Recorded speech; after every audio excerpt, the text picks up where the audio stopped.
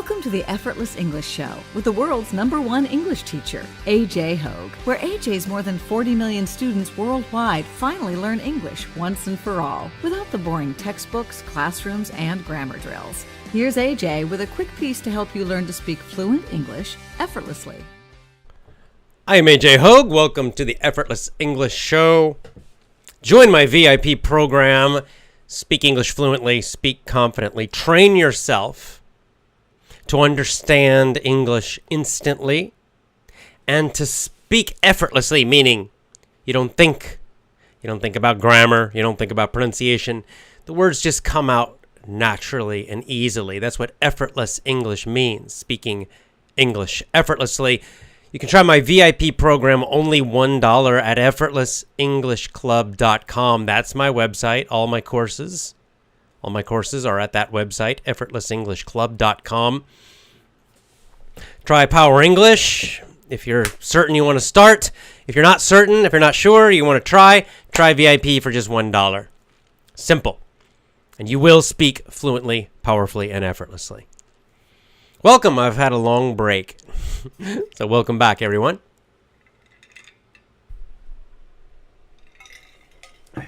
Today's topic is synchronicity. Synchronicity.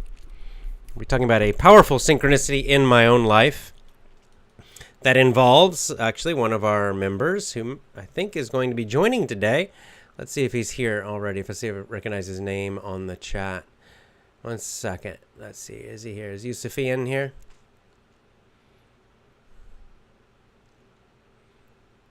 He'll be here. I think he'll be here because I saw him on Gab and it looked like he was going to join. So, synchronicity. Here. All right. Let's learn some. Let's learn a word. I'll look it up. Synchronicity. I'll give you the official definition as usual, and then I'll give you my idea of that definition. Okay. Here's the Webster Dictionary. The coincidental occurrence of events, especially psychic events, that seem related, but they cannot be explained by normal causes. Okay, that's pretty good. That's a decent.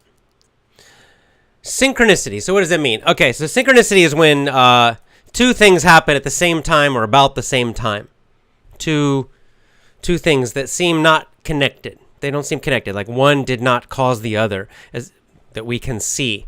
But there seems to be some kind of power involved. In other words, like this is where, like, for example, I'll give you a very simple example. You're thinking of your best friend. You haven't talked to your best friend in a year. 1 year. Like maybe you live far away. And you're thinking about them. And you're thinking about, I wonder how they're doing. And boom, your phone rings and it's them. And they said, I was just thinking about you. Right? That's a synchronicity. You thinking about them and them calling you happen at the same time. Right?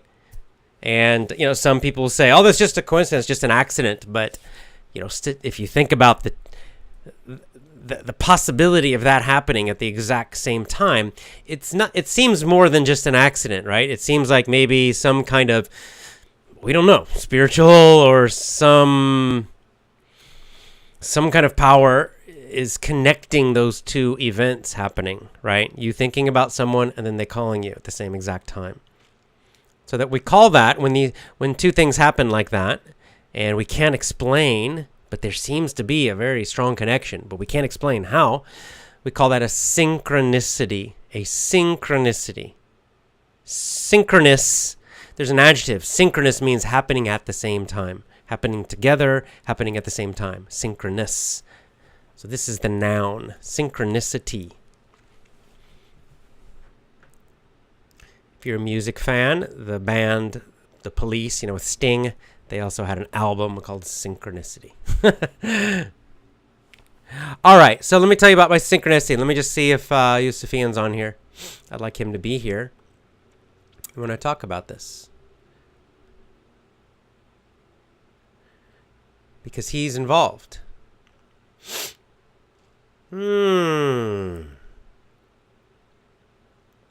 Well, I don't see his name in the chat, but sure, hopefully he'll join in later. Okay, so Yusufian, here's what happened. And this is why you'll see why I feel I had call this a powerful synchronicity in my life. So 1 month ago, my mom passed away. She died. And you can imagine it was very, very tough for me. And it was unexpected. It was sudden. There was not like a long illness or anything. Just suddenly she passed away. She died, and I was very, very upset. The same day she passed away. Oh, he's here. Here he is. I'm here. Good. There he is. He's in the chat. The same day my mom died, Yusufian, one of our members, who's on Gab, my social media, sent me a link with a video about near-death experiences. He did not know my mom had died. He had no idea. Right? I did not tell anybody.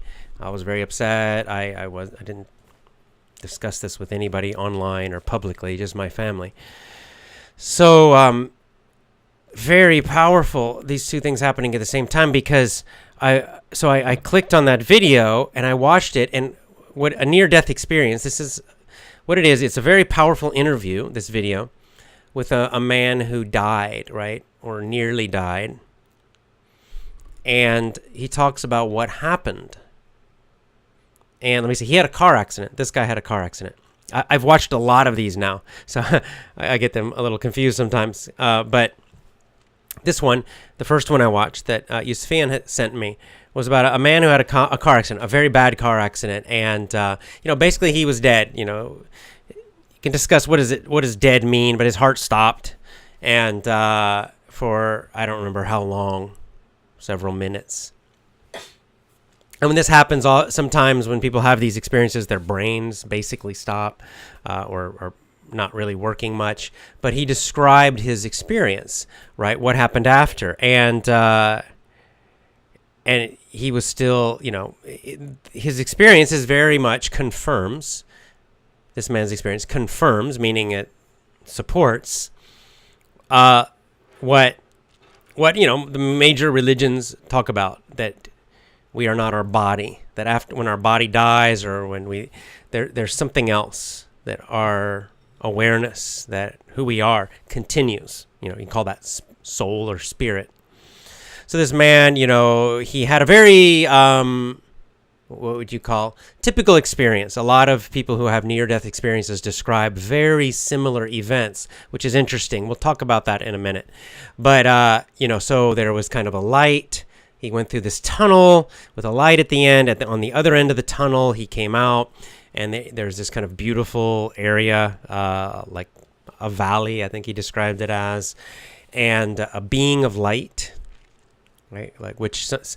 I can't remember some people will describe it as an angel. Some Christians will often say it was Jesus. People have different names for the being of light, but usually there's some being that's, right, some being, something, a soul, a spirit, something that is light, and they feel this tremendous love from this being. And then there's often they'll have a life review where the person who died or almost died will kind of review, like very quickly they'll see their whole life, the events of their life, and they see what happened to them and what they did. Most importantly, they see what they did when they relive, kind of in their spiritually, they relive the love and the good things they did, and they also feel the pain that they caused other people. And then there's there are other experiences people talk about. We're gonna do in our next book club, we're gonna have a book about these experiences. It's called Life After Life by Ray. I think it's Ray Moody.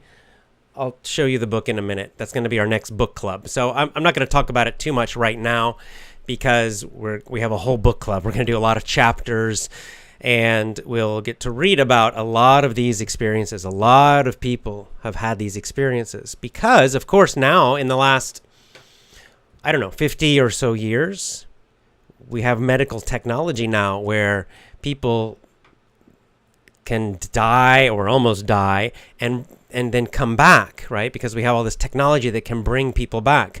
Like in the past, 50, 100 years ago, most of these people would have just died. right? There's no way to bring them back. But now, we have these machines, boom, the electric with their, bring their heart, get their heart started again, and all kinds of other machines. So they're actually, in the last, let's say 50 years, a lot of people, and this is all cultures, lots of different cultures. So it's not just American, not just European or whatever. It's all around the world. People have had these experiences, these what you could call after-death experiences, or usually called near-death experiences. And the book we read will be focused. It was one of the earlier books written. I think it was written in the 70s, Life After Life. It is, I think, very American-focused. The writer's American, so I think all the stories are from Americans in that book. But after that book, other researchers have gone around and have interviewed people who have died and come back. And now there are like tens of thousands of these interviews and research about this from all countries, all cultures. It's very powerful. So, so back to our topic, synchronicity. Yusuf Ian sends me this video. I watch it. I'm like, wow. Then I started watching just lots and lots of these videos. And then I've read now several books on this topic, and really helped me a lot with my dealing with my mom's passing away. Like, very, very much. I have no doubts at all now. So thank you, Yusuf Ian, first of all. Thank you very much. And, these things happen in life sometimes, these synchronicities, and sometimes in very important parts of our life, times in our life where it seems like an accident, but some things are so powerful and so meaningful that it seems almost impossible to be an accident, right? The timing's too much. The same exact day my mom dies, he sends me that. He's never sent me anything like that before, and no one else has either. So very powerful indeed. Let me show you the book now for our next book club.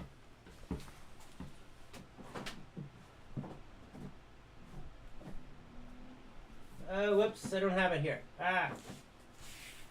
Sorry, I don't have the physical book, but let's see the guy's name. The guy wrote a second book, so this is the second one. So it's Life After Life is the title. So get this book. You can get the ebook if you want, because this will be our next book club. As you know, with the book club, we read a book together, and then, chapter by chapter, I will review one chapter and give you a summary of the chapter and discuss some of the vocabulary and the meaning in the chapter, and then we can discuss it with our chat.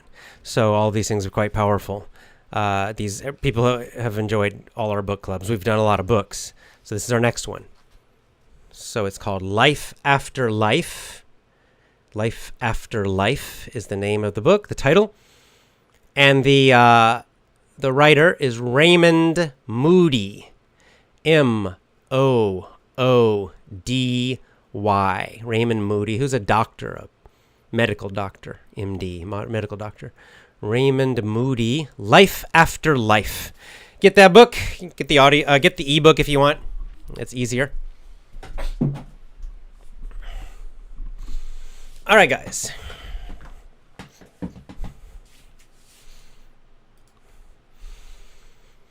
Okay. So we'll get into some quick chats here for a second, then I'll come back here. Clean up our chat. I haven't been on here for a while, so remember, no spamming, and if you have a comment or a question, please write it one time. It's enough, okay? Not again and again and again. And please write in English, because that's the language everyone's here to learn. So it's great if you speak other languages, of course, but please focus on English here. And please, try to focus on the topic that we're talking about. So those are the general guidelines for our chat. So synchronicity and life after death. Life after death. It's life after life. I'm sorry. It's not life after death. Some people, that's a common phrase in English, but the title of the book is Life After Life. Life After Life.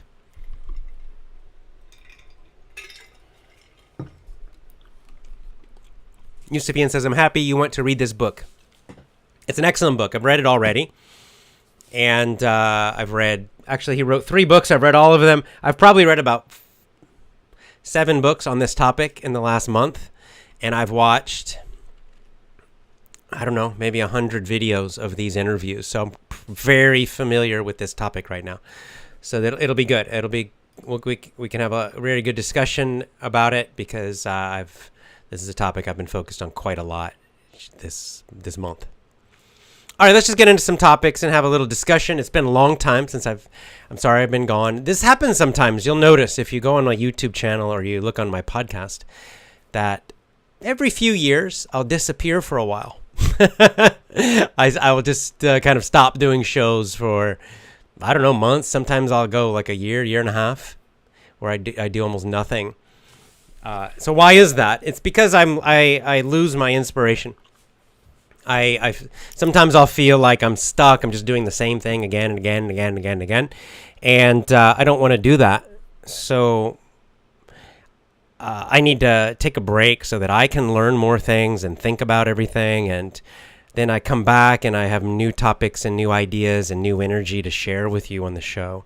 And I'm feeling that again, which is great. So very nice. Okay, Muhammad Anis Ansari says, who's the writer of the book? Let me write it in the chat, but it's Raymond Moody. So it's Raymond, Raymond, and Moody, Moody. That's the last name, Moody, Moody. And Life After Life. I'll write it in the comments if you're watching live. Life After Life by Raymond Moody.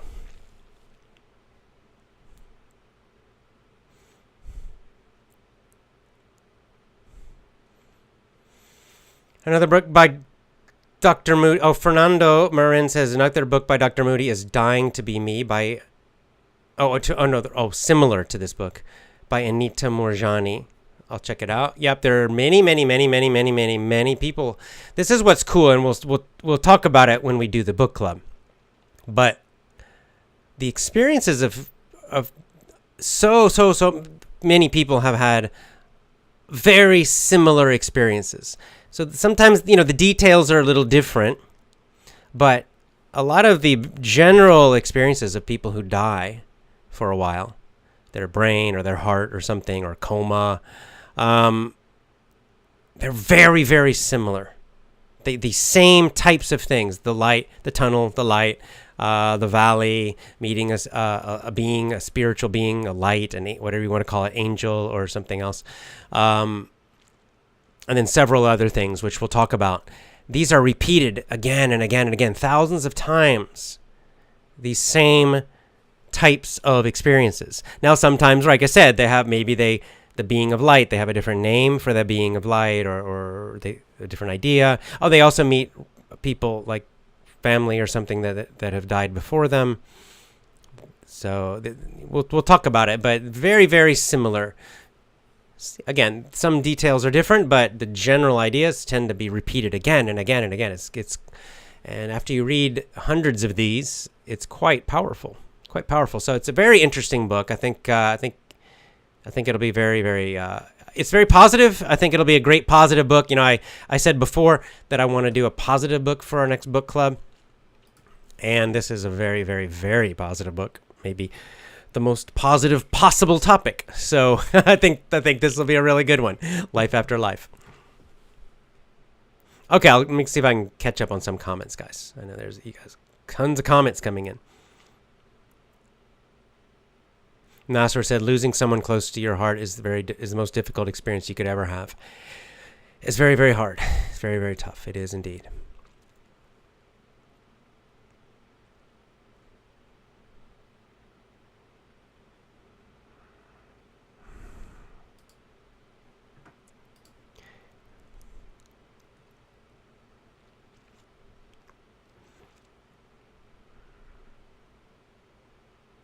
So Heel says, what do you think about past lives? So reincarnation. It's interesting. One interview mentioned that, but most of them don't, because these people don't actually die completely, right? So they come back to their same life. So it's an interesting. There are some other books about that, but so I can't say I know how exactly how that works or not. But very interesting topic. Perhaps another book club someday.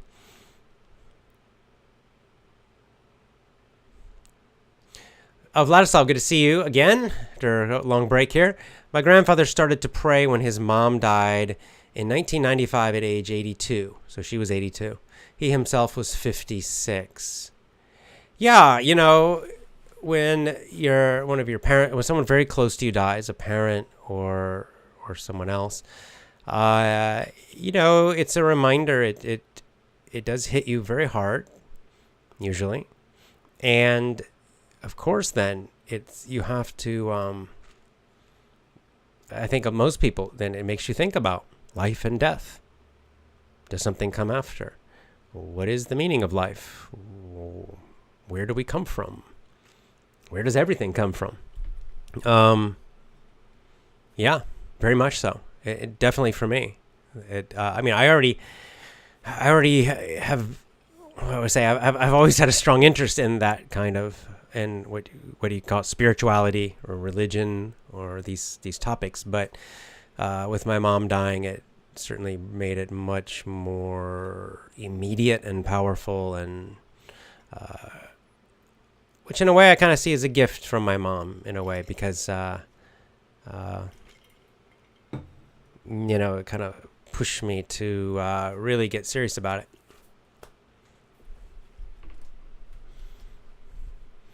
Okay.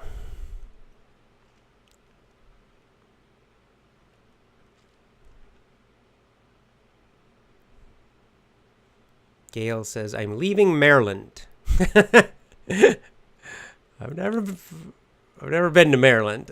Maryland's a state in the United States, so it's next to Washington, D.C.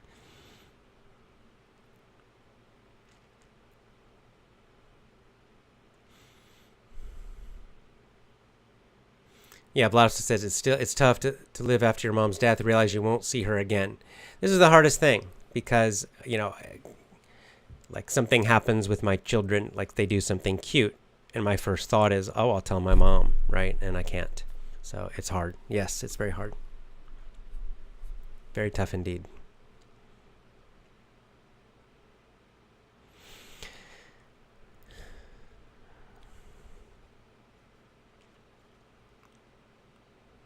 Here's Yusufi and says, you're welcome. I do not know. What can I say about this powerful synchronicity?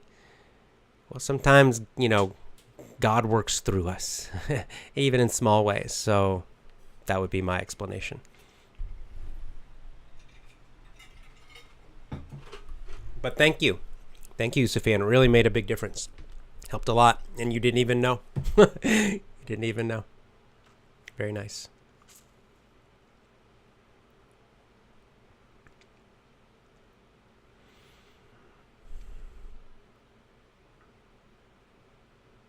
Yeah, Deluxe IO says, in my city, when we think about someone, they suddenly call us. We say heart aware of heart. Yeah, okay. Means we're just thinking about you. Correct, right. That's right. It's there different explanations, but it's something that seems impossible by old physics, actually. By more recent physics, like quantum mechanics, and like if you read about Niels Bohr and some of those guys, this kind of thing is definitely possible. Even if you're just looking at that, at that level. Hamed, what's your idea about life after life? Asks Hamed. Well, 100%, I'm certain there is. Now, all the details, I can't say, but we're going to discuss this topic a lot in our book club. So, we'll get to see what people have actually experienced. And of course, these people don't die completely, so they only go so far, right? They only go to the beginning part, but it's still enough. It's still enough to strengthen anyone's faith, or I don't even call it faith. If you're not certain, you need faith. If you're certain, it's not faith, right?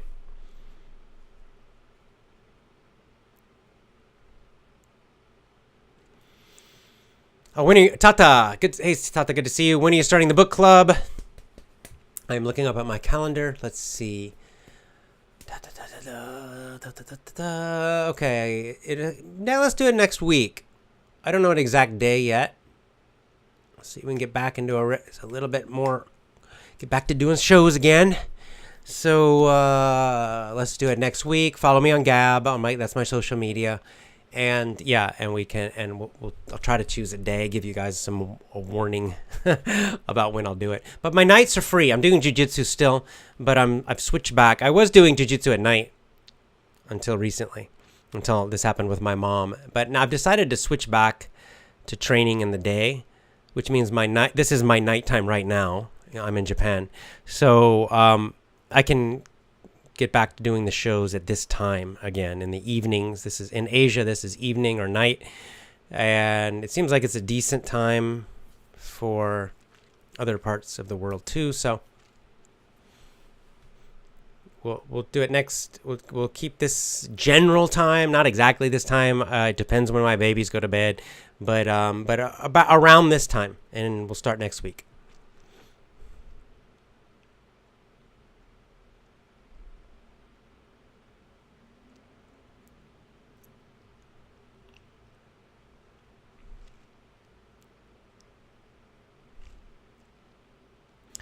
Arun says, please come to India, to Tamil Nadu. Arun, I would love to. I've been to India 3 times, but I've only been to the north of India.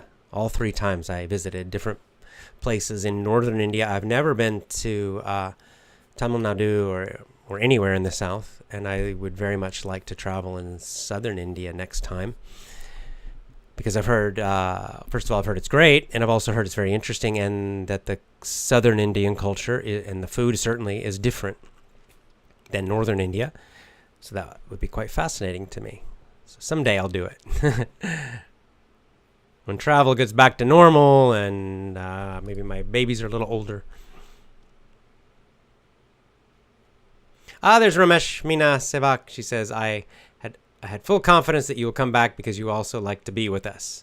Yes. I take these breaks sometimes to recharge, and but I always come back.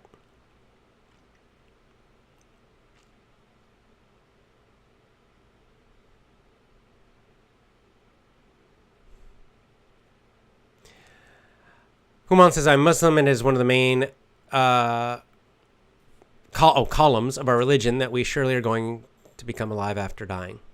Indeed. We'll talk about this more, but many of the people describe what they describe, that they felt more alive, which is quite interesting. And of course, it's not only Muslim, but I think this is core belief of Christians, Jews, Sanatana Dharmas, and Buddhism. Kind of. I mean, Buddhism too. They believe in reincarnation.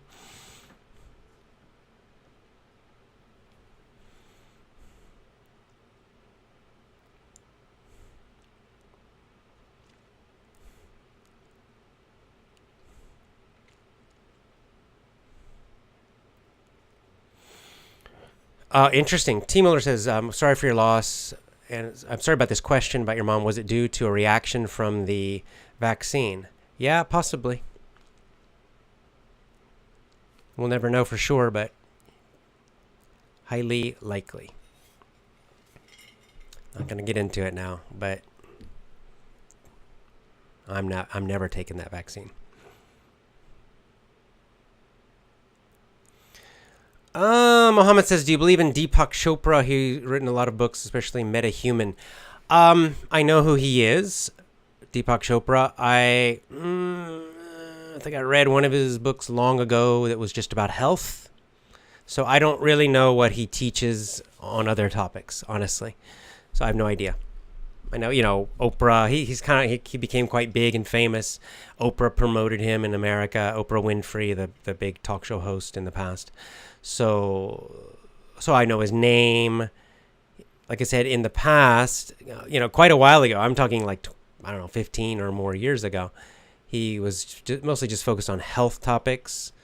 But I don't even remember what he wrote about. It's been such a long time since I read his book, so I don't know. I don't really know. I have no opinion about him.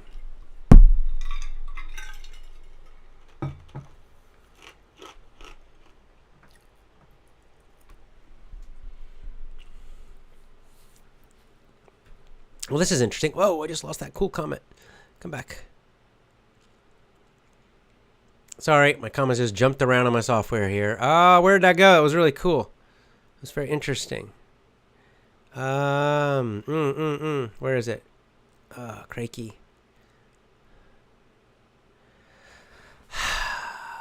Sorry. Sorry, I'm way behind on the comments here. They're coming in so fast now. I'll try to speed up. But I want to... Oh, there's Deepak Chopra. Okay, where is it? Someone said they're an archaeologist. Here's Deepak Chopra. Where's the archaeologist comment? Daggone it. Where is it?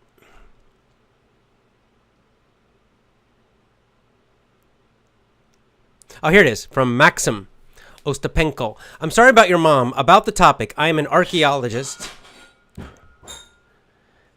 and I saw a lot that modern science cannot exactly explain. Yeah, I bet. So archaeologists, investigate the past and the far past, right? Like Indiana Jones in the movie.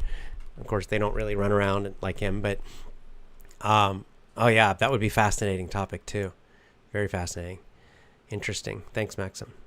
Okay, let me hurry up here and try to see if I can speed through comments faster here. All right. Here's Samuel Lunardi. I remember last time you took time was when your babies were born. Yeah, a couple of years ago, right?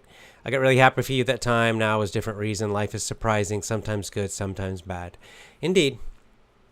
Yes, indeed. Birth and death.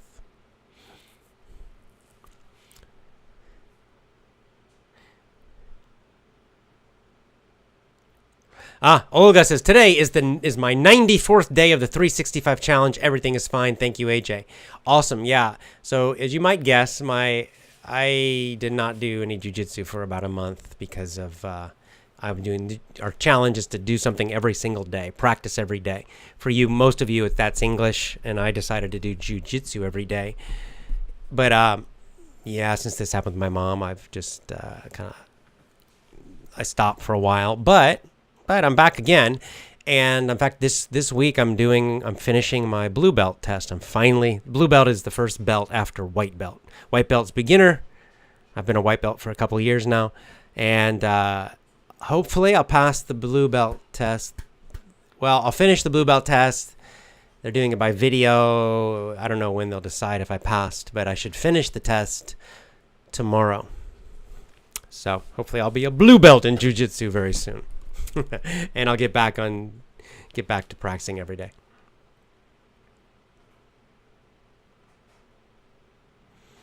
Johnson said, why her? I know you loved your mom, but God loved her more. Probably she's in a better place now. I have no doubts about that.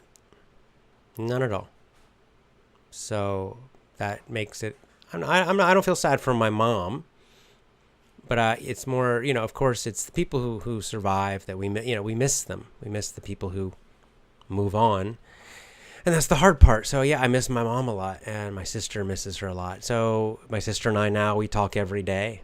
In fact, we kind of made a promise we would try to talk every day. Sometimes someday we might miss it, but talking to my sister a lot more now, which is nice. I know my mom would like that.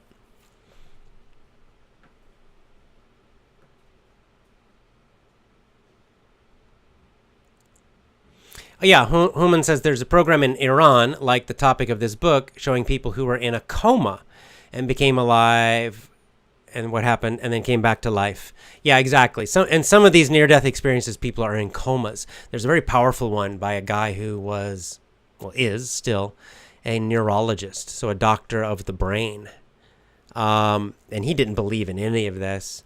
And he had a brain disease called meningitis that destroyed part of his brain, and he was in a coma for 7, I think, or 8 days. He had a very strong experience His is one of the more powerful ones I've heard, actually. He wrote a book, and he has a interview I've heard, too. So, yeah, sometimes there's people in comas. All right, let's see. Let me just keep going here. I'm just going to jump to the bottom and go backwards since I'm so far behind. Hey, Fernanda, good to see you. Sorry about your mom. Thank you. I miss you. Congrats for the blue belt. Thank you very much. I hope so. We'll see. We'll celebrate when I get it.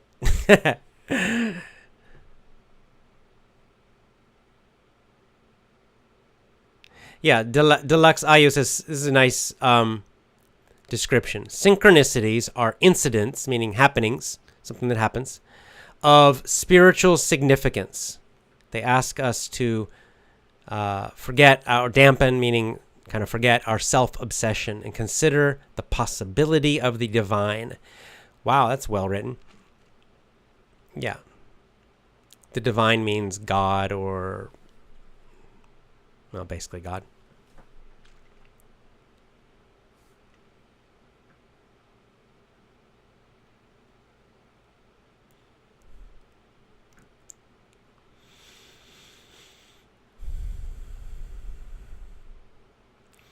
Yeah, King Dward says during clinical death, the brain gets oxygen deprivation. This leads to hallucinations. Yeah, that's a common bullshit explanation that's is not scientific. That's what scientists, these people do is they put out these ideas, these explanations that have zero proof or just because they don't like the idea that there's something after death. Not to attack you personally, but we'll talk about, different explanations people try to make to explain it, but what you're talking about does not scientifically or medically make sense at all. If you really think about it, it's completely nonsense that a brain deprived of oxygen does not experience very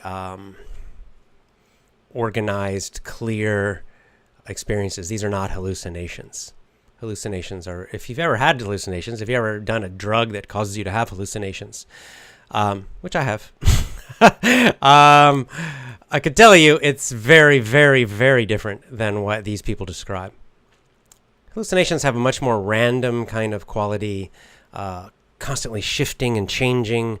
They're not hallucinating. Absolutely not. And also a brain that is not functioning, especially like the neurologists, for example. It doesn't start having. There's no proof of that. That brains that are starved for oxygen start having wild hallucinations. That's also not true. They lose consciousness, is what happens. It goes black. That's what happens. When your brain's not working well, you go black.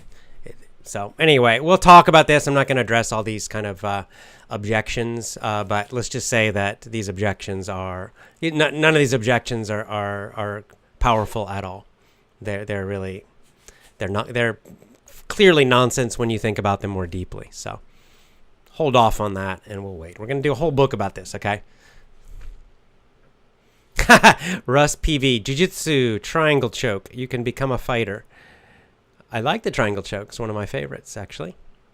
I like the triangle choke technique. I do like it because I have long legs. It's where you choke people with your legs. I got fairly long legs, so it's a pretty good one for me. I do like it. I do it sometimes. Hetty Hem, what was your mom's religion? She was Christian. Yusufian says, hope you get the blue belt soon. Me too. It's 2 years of working. So yeah, I'm quite, I feel good about it. It was hard work for 2 years to get that. And hopefully I get it. If I don't get it, I'll try again, and I'll get it soon. I promise. I'll get it this year.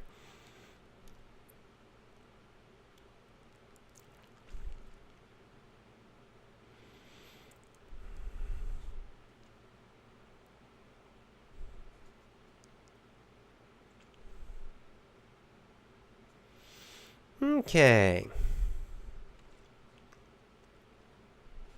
Diego says, hi, AJ, I'm glad to see you. Nice to see you too. Hi. And That's just lots of people just saying hello.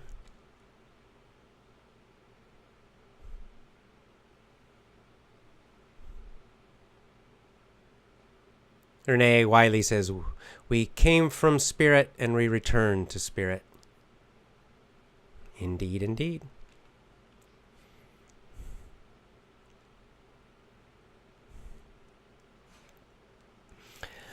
Oh, people ask me about the vaccinations, guys. I don't want to get into it.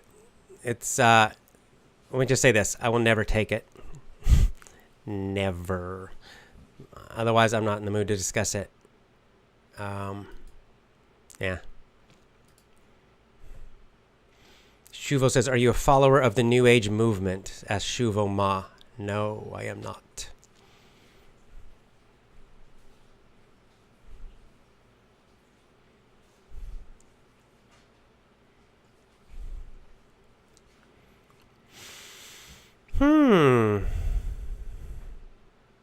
But, you know, everyone do what you want.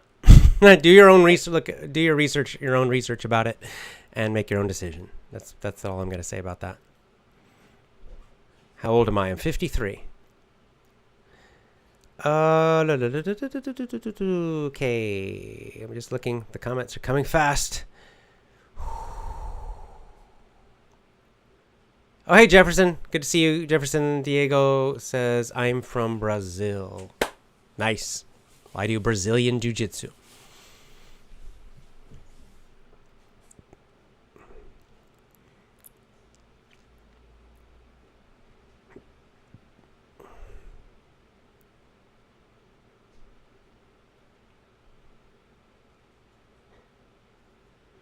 Okay, maybe let's see if we got any more. Nieva says, happy to see you again. Yes, good to see you all too. Oh, Jose is recommending another book. Jose, what is it? Olimpio recommending The Power of Now. Eckhart, is it Tolle? Tolle? I don't know how to pronounce his last name. It's a good book. Yeah, it's a nice book.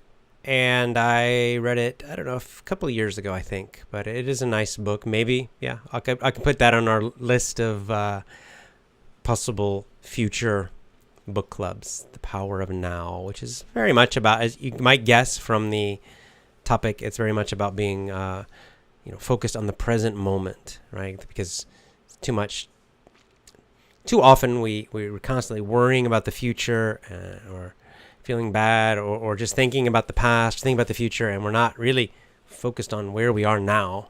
And the book talks about why that's important and how powerful it is when you stay focused in the present more.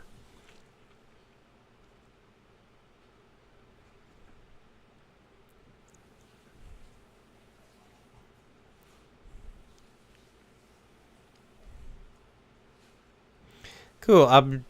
Abdullah Osman says, I think synchronicity happens when two people are at a high level of consciousness. Yeah, that's a good, that's kind of what Carl Jung, I think, had that idea. Carl Jung talked about the famous kind of psychologist in the past, Carl Jung. Yeah, he wrote a lot about synchronicities. I don't really remember the details of his writing about it, but he also thought there was something happening at that kind of what you're talking about. He says, by the way, and Abdullah continues, by the way, I entered the field of consciousness. I found you are at a high level of consciousness. Well, thank you.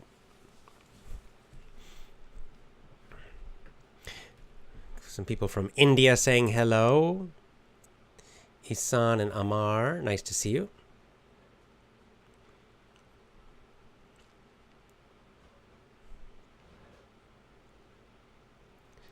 Shuvama says your lessons have a lot of ideas about Buddhist and Taoist philosophy.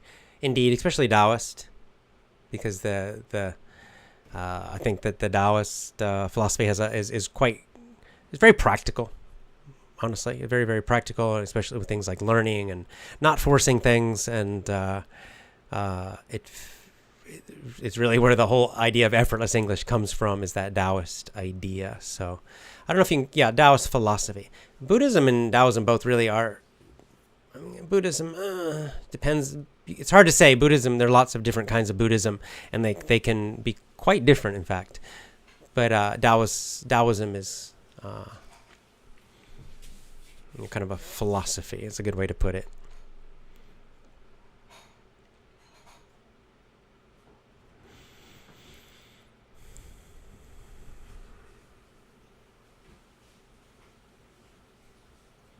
Oh, Agnes, good morning from Brazil. Good morning into Brazil. How you doing? Yeah, Bertolone says all the bad, anxious patterns we have can only be broken in the here and now. This is called acceptance. Right. Good point. Good point. We can't live in the future. We can't live in the past. We can only live right now. Right? You're only alive now. Even if you're thinking about the past, you're doing it in the right now. Right?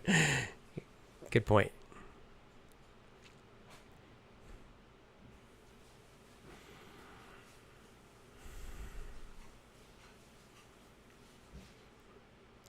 Oh, cool.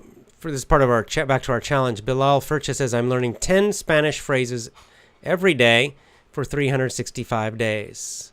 Nice. Well, you'll have a nice Spanish vocabulary at the end of the challenge. Very good. Buena suerte.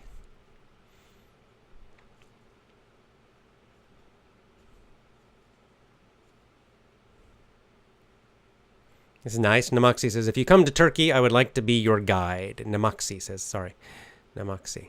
Well, if I visit Turkey again, that would be nice. Thank you.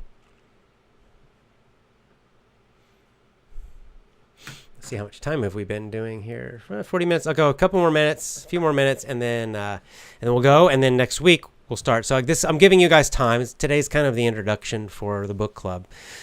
This gives you a week to find that book. You can buy the print version if you want, but probably easiest just to get an e-book copy. Life After Life. It's a fairly old book. I think it was written in the 1970s. So hopefully you can find it. It's on Amazon.com. It's probably on other booksellers. You might be able to find it somewhere else. I don't know, but Life After Life. If you can't find the book, you can always just join my show. And you'll learn the book from me as we talk about it. So that's also fine.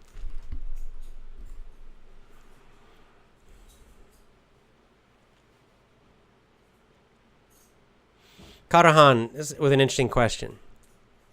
He says, what do you think about the separating of religions within themselves? Yeah, that's an interesting question, isn't it? So what he's talking about, I believe, is the endless division, right? Endless division, because for example, people say, what do you think about Buddhism? Well, right? But really, there's not one Buddhism, right? There are lots and lots. There's Tibetan Buddhism. There's Thai Buddhism, Myanmar Buddhism, Chinese, different kinds of Chinese Buddhism, several different kinds of Japanese Buddhism, and they can be quite different in many different ways. Islam has, Shia and Sunni, and probably more. And Christianity has, so many. There's the big three of, Orthodox and Catholic and Protestant. But then inside of those, especially within the Protestant, there are just lots and lots and lots and lots of them. And they all have their different ideas. And we know quite famously, so that they can fight with each other. But, one thing we can talk about when we do the book is that it's easy for us all to argue over. When you look at these things, they're often arguing over things that are really, in my opinion, are small, right? They're missing the big picture, okay? The big picture they agree about, right? The big picture, life after life, several, other ideas of, the life review, the idea of, doing good and not hurting other people, and that we are a soul or spirit, that, God or the divine, or that, all these things that they all agree about. They have their different names and different ideas about the details about these things, but the big things they agree about. In fact, there's something called the Perennial Philosophy. Perennial means always. The always the philosophy, the eternal philosophy. There's actually a very good book with that title, The Perennial Philosophy by Aldous Huxley. The guy who wrote Brave New World wrote a book about that. And it is indeed, it's him looking at the all these different religions, Islam, Christianity, Sanatana, Dharma, Buddhism, those maybe even Judaism, I don't remember. Christianity, but he specifically focuses on the saints, right? The prophets and the saints, the Buddhas, the rishis, the name. In other words, the people who practice the religions at the highest level, right? Not just the average priest or, the average person who just, who believes it but doesn't live it. And so he looks at the monks and the saints and these people, and he writes about, how similar their teachings are. The people who are at the highest, right? So in Sanatana Dharma, that would be the great rishis, the great Buddhas and Bodhisattvas, the great saints, right? The great prophets, that they agree about the big things. Right, the major things, they agree. And what's even more interesting is the near-death experiences also agree with their teachings. So what happens and what's the problem? Well, the problem is everybody else, the people who are not at that highest level, start fighting and arguing over all kinds of crazy stuff, right? All kinds of stuff. They find this, even the smallest. Christianity had a very bloody history in Europe for a few centuries, fighting over all kinds of fairly small dogma, we call it, right? Arguments about things. I mean, they all agreed in God. They all agreed about Jesus, but they all agreed about the Bible. But then they had all these other disagreements, and they murdered and killed, I don't know, thousands and thousands, I don't know how many, a lot, terrorized and killed each other, fellow Christians. Terrible, right? So I think it's quite awful, actually. And of course, religions do it to each other also, right? So but again, it's not the people, it's not the saints doing it. It's not the prophets and the saints and the rishis and the monks. So I prefer to focus on I have my own tradition I follow, but I respect any that are kind of part of that perennial philosophy. Okay, guys, please don't keep spamming my comments with the same exact comment. Right at one time is enough. Once is enough. If I miss it, sorry. Oh, see, this is kind of a follow-up question. It's a very good question. Assad says, what is the perspective? Which comes first, religion or culture? And see, that's a very good question. It's a very deep question. Assad Salim asked that question because this is the point. I think this is where the fighting comes, because the saints, the prophets, the rishis, the people that have near-death experiences, the people who have the real spiritual experience, it's beyond culture. It is beyond culture. We will see this in the book club.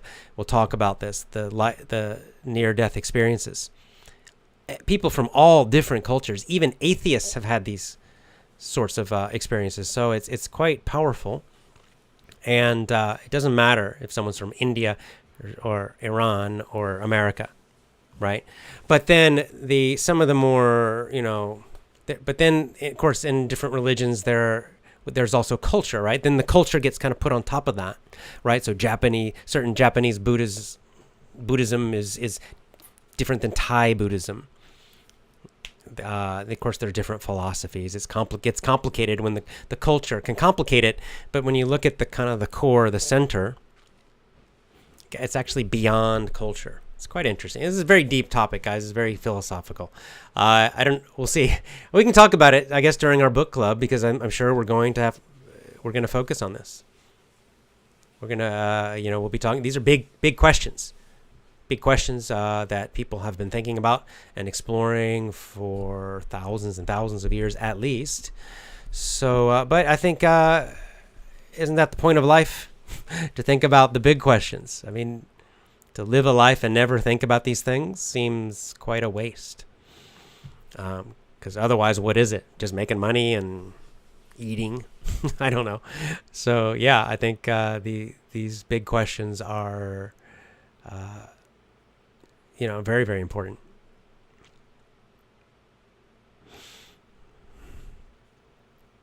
Jia says, "Can I understand?" John, no, with the English question here. Jia Nauzad says, "Can I understand English in 2 months? Because I will start school in 2 months." Well, it depends. What do you mean by understand English? You clearly understand English if you're listening to me now, and you wrote that comment in English. So I don't know. I don't know what you mean exactly. You clearly already understand some English already. And I don't know, and then I don't know what level you're trying to get to. So I can't answer the question because I don't know what level you are now, and I don't know what level you need in 2 months. Can you make some good improvement in 2 months? Yes. But you'll need to do a lot of hours every day. 2 months is a pretty short time.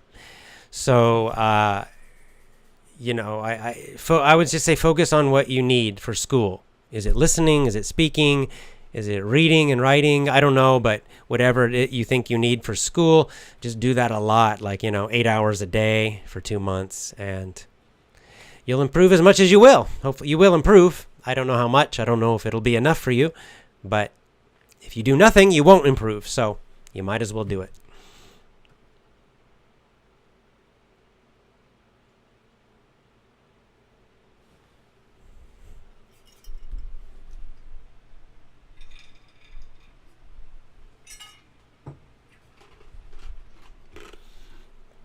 Lavandra, you guys get asked me some pretty heavy questions here.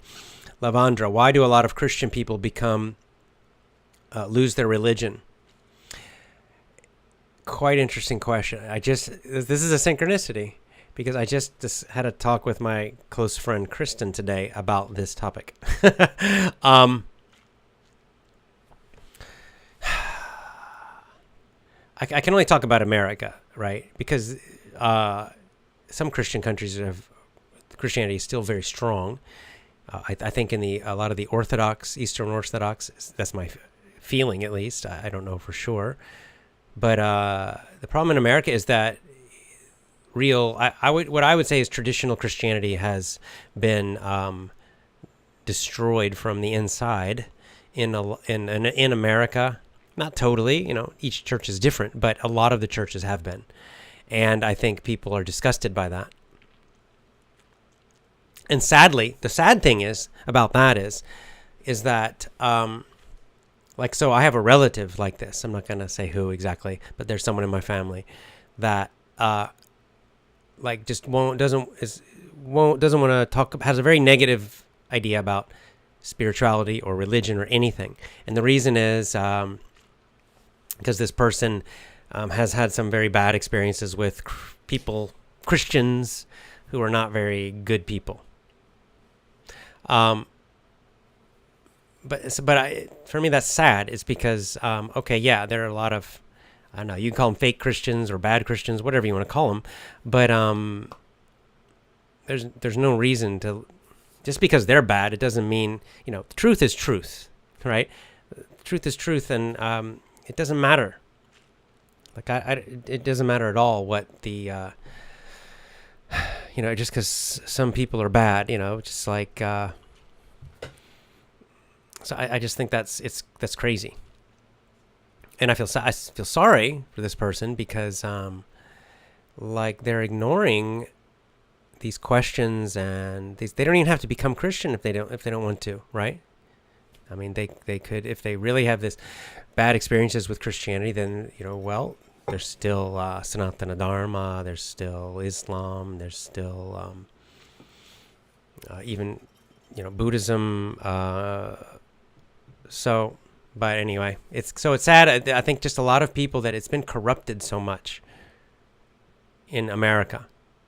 I think by design. I don't think it's not an accident. I think some very bad people have gotten inside the churches and destroyed them. I think they've done this also in throughout, especially Western Europe, and I don't know, maybe other places too. It's something you have to be careful, and all religions have to be careful of this because, bad people get in, and then they start changing things. They try to.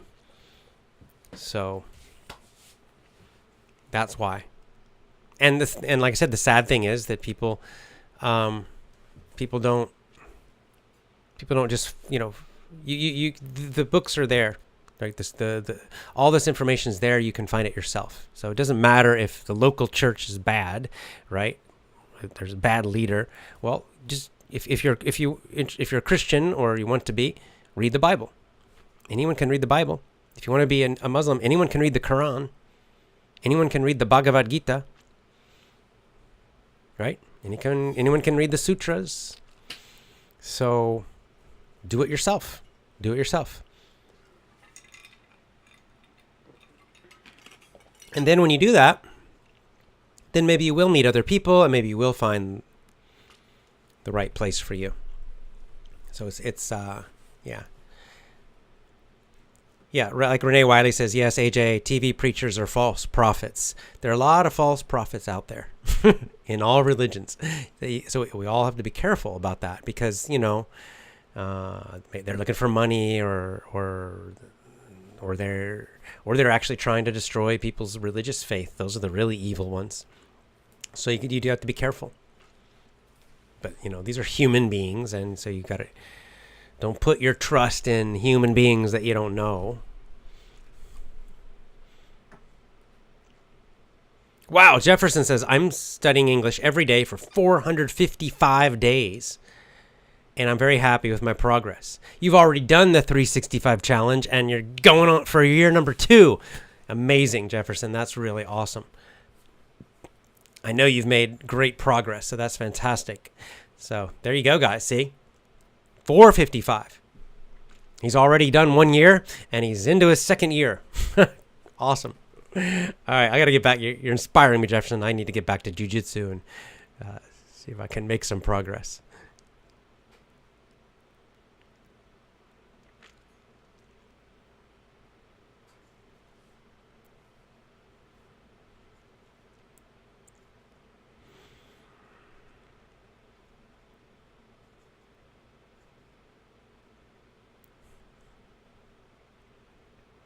Yeah, Human's saying that, dry fasting is also part of Islam. Fasting in general is traditionally part of a lot of religions.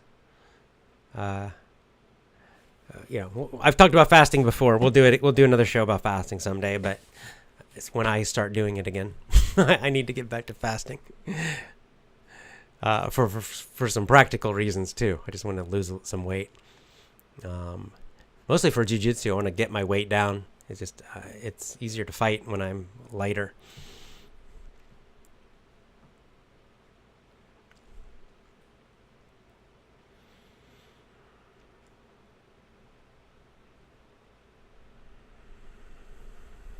Oh, Iraq says, it's hard for me to study English 1 hour a day, every day. If I study 45 minutes, is it good? Yeah. 45, if you can't do an hour for some reason, you're super busy or something, 45 minutes, fine. Do 45 minutes. Do what you can do. Yeah, Renee Wiley says Christians do fasting also. Yep, Christians do fasting. Sanatana Dharma, they do fasting. Buddhists, certainly some Buddhist sects do fasting, so it's there. Oh, cool. Vladislav says, I'm thinking about buying the book Sanatana Dharma, but I'm concerned if I'll be able to understand it. Many philosophy books in English are difficult to read. Yep. Try it. Use a dictionary. It's a good one. I quite like that. It's a very good. Actually, Acharya Ji has a book called Introduction to Sanatana Dharma, which is which is simpler, it's easier. He's got one called Sanatana Dharma, the Eternal Natural Way, which is more philosophical. It's probably is a little more difficult, the English.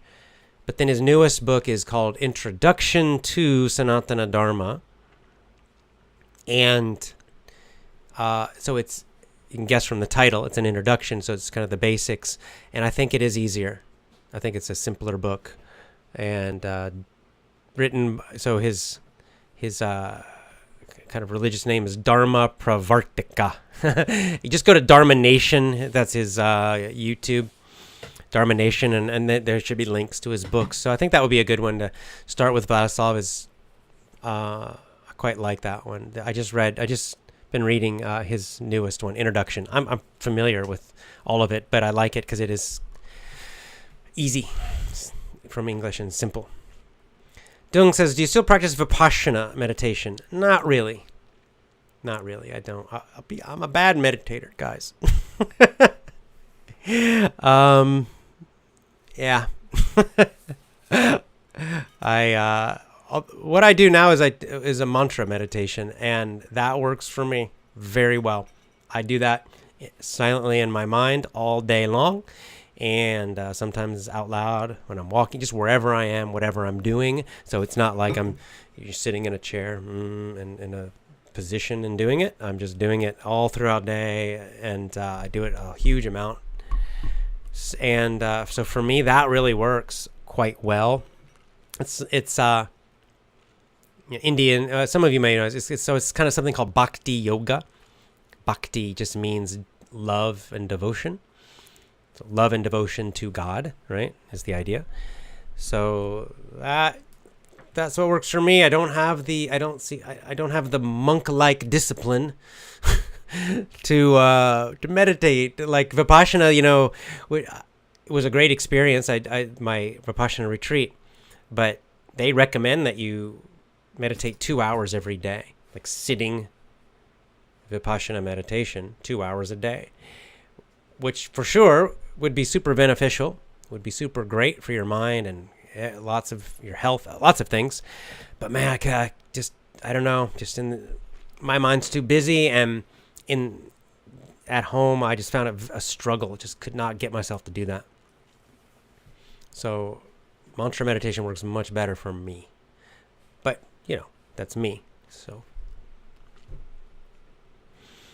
Naihan says, what should be the typical schedule of meditation? There is no typical schedule that I know of. It really depends. Like I said, I find that really more of doing this all through the day, just all the time, as a form of meditation works best for me. I actually do it. I do it a lot because I can be doing other things while I'm doing it. Like I said, in Vipassana, which is a form of Buddhist meditation, they recommend 2 hours a day. They usually recommend you get up early, super early in the morning, and do it. And then you'll read other groups will say, I'll just do 20 minutes a day. So there's no real exact schedule. Quite depends. It's adaptable. But yeah, Vipassana is fantastic. Nothing. I have only positive things to say about it.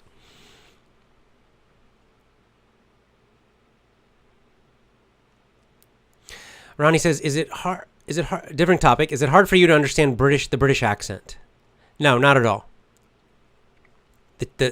I would say that the standard British accent, right? The BBC type of accent, the type you see in a lot of movies. Like, let's say, I'm trying to think of a British movie, a typical British movie. I don't know, Bridget Jones' Diary or something. Although Renee Zellweger's American, but like Hugh Grant's accent, that type of thing is very mild, very, very, very easy for me to understand. Now, of course, there are things like Cockney and other, very strong accents that can be harder. But the very standard British accent is very easy for me.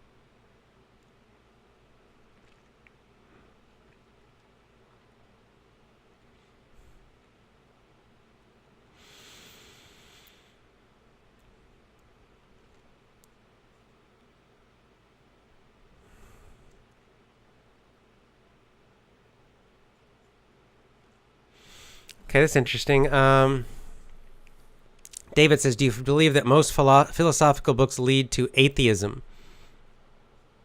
It depends what you mean by philosophical. Some of the Western... no, I would say the opposite. My basic answer is they lead to quite the opposite. But there is a certain strain of what I would call like the 20th century, maybe even 19th century, like the modernist Western Europeans, so Nietzsche and that kind of thing, where they was definitely moving towards an atheist direction, but not Aristotle, not Plato, nothing in the East. So no, overall, I would say it's quite the opposite.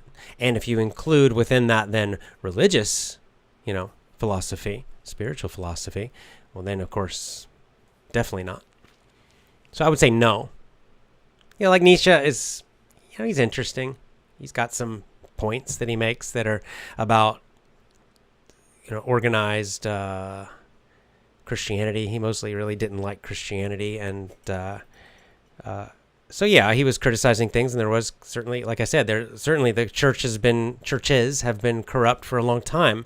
Not all of them, but so he has some valid criticisms, but his sort of his deeper conclusions, I think, are a little childish. And, well, how would I put it? Egotistical. In general, too, I find that Western European philosophers, I really hate reading them because it's like they use so many words to say so little.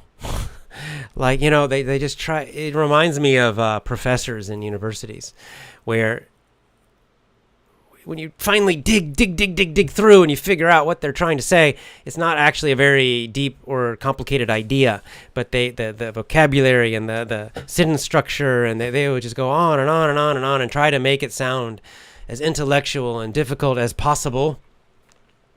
I'm not talking about Plato or Aristotle. I'm talking about modernist. And that's why one reason I've always been far more attracted to the East and Eastern Dharma philosophies.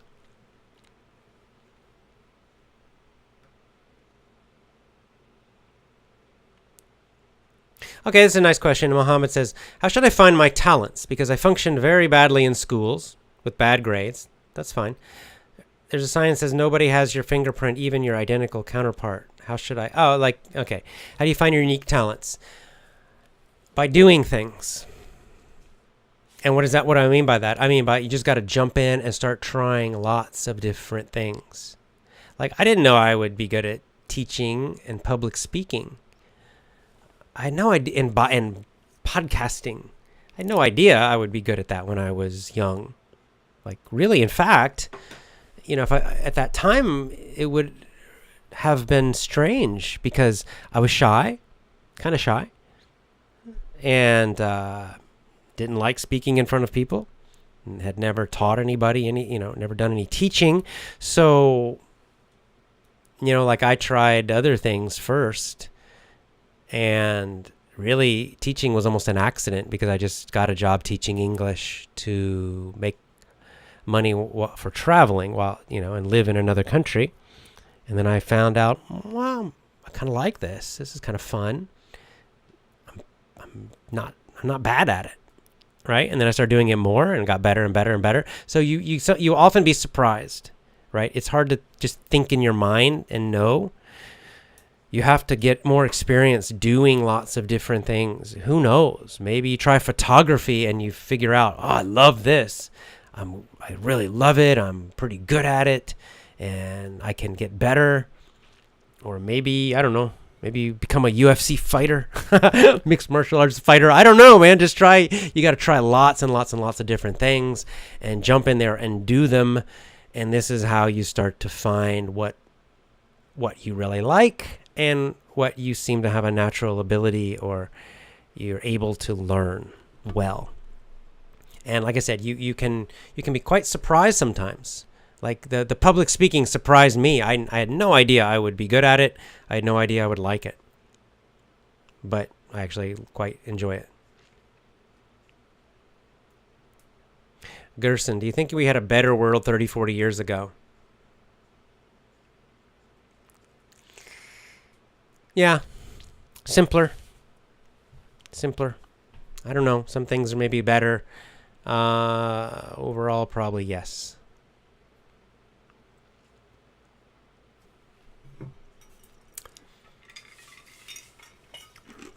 Here's a problem. Like Victor says, there's no life after death. It's just a dream to make life more comfortable.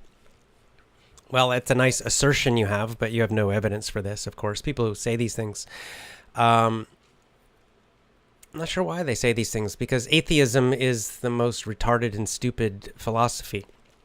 It's completely stupid. There's zero evidence for it. So someone who says things like this and says they're atheist, it's the most illogical, unscientific, irrational belief possible. That is unprovable, right? By logic, by the rules of logic, it's unprovable. So, when people make these statements, it's just ridiculous on the face. Now you can say, I don't believe it. I don't.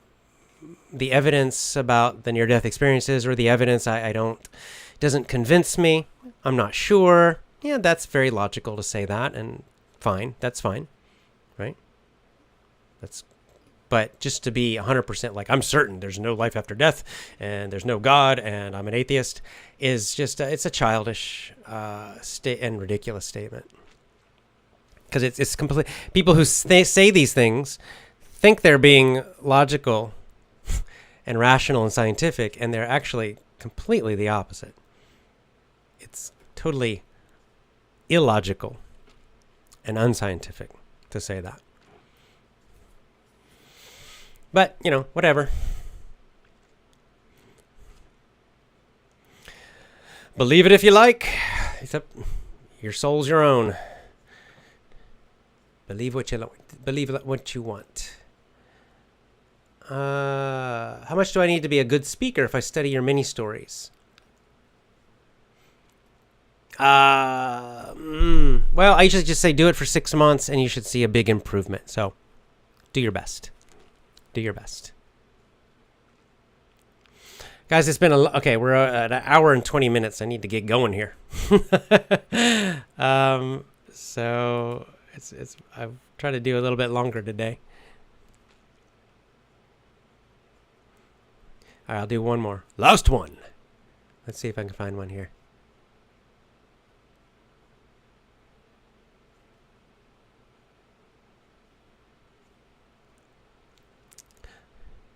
Renee Wiley says, darkness is running over the world like a tidal wave.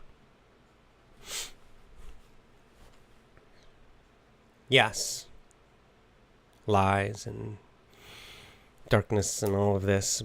But have no fear. Really, don't fear. There's nothing to fear. Nothing to fear. Do what's right. Do what's right. Prepare as best you can. And there's nothing ultimately to fear. I know that. That much I know 100%. I'm not afraid at all. Not at all.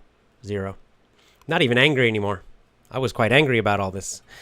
And even that, if people want to be idiots and believe lies and hurt themselves, and I'm not going to try to stop them. Okay? Do what's right for you and your family, and don't be afraid. It's going to be all right. That much I know. The details I don't know, but that I know. All right, guys, lots of love to you. We're going to come back next week. We'll see if I do a show. Let's see. Looking at my schedule. Maybe I'll do another show this week. We'll see. It depends on my baby's getting to sleep. Not Friday. Maybe tomorrow. Maybe Saturday I can do a show. We'll see. But definitely next week we'll start our book club. So please get the book, Life After Life. And the writer's name is by Raymond Moody. Raymond Moody, Moody. Get the ebook if you can. We'll start with, I don't know, the introduction in chapter 1. So try to read those if you can. All right, as always, go to effortlessenglishclub.com, join my VIP program, or get my other courses there. Lots of love to you, and I'll see you next time. Bye for now.